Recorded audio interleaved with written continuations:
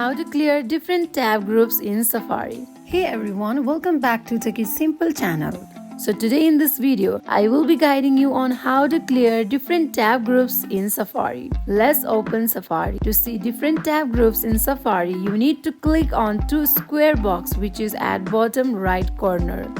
And as you guys can see, if I keep on swiping, all of these different tab groups is going to be shown to me like this. And if you want to know how to create it, you can just click on three dots at the bottom of the screen and click on new empty tab group and name the group anything you want and click on save. You would have created yourself a new tab group, but let's say you created multiple tab groups and you want to delete some of them.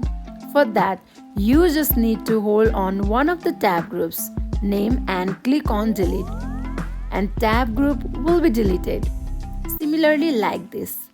That is how we guys can clear a different tab groups in Safari. I hope you understand. If you guys did, then hit the subscribe to our channel. Take it simple. I will be seeing you guys on next video. Until then, bye bye.